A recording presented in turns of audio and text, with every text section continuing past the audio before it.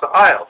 He feels a kinship with Republican senators far more than he feels a kinship with his own voters.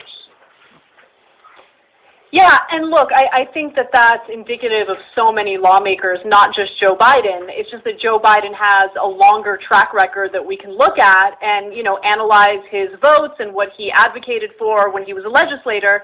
But I do want to also provide some of the statements he gave in regard to climate change and what needs to be done in response to the pandemic, because it really does show you how devastatingly delusional he really is regarding the Republican Party. So as you mentioned, Cenk, he thinks that he can get something done on climate change because there seems to be more of a consensus among Republicans that climate change is real, it's man-made, and we need to do something. Here's his exact statement. He says, "I'm going to be able to get stuff done on the environment you are not going to believe. I couldn't have gotten it done 6 years ago." Okay, well, let's pause for a second.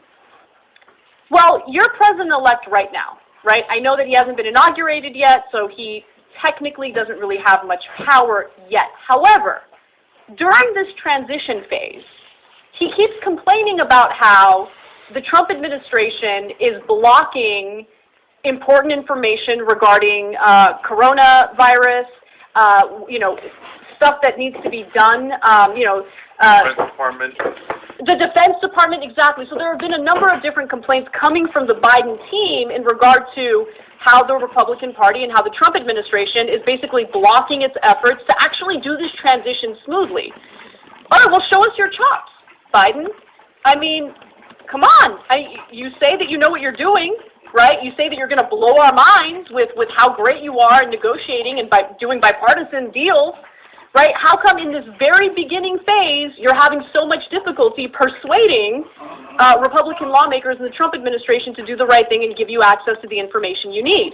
He expressed a similar hope when it came to bipartisan efforts in confronting coronavirus. He said this, "There's a new sense of I can't believe he said this. There's a new sense of urgency on the part of the public at large. The American public is being made painfully aware of the extent and damage and incredibly high cost of failing to take the kind of measures we've been talking about." So he's not specific in the interview regarding what he's talking about. Like, is he talking about masks? Is he talking about social distancing, shutting down businesses? But nonetheless, he makes the argument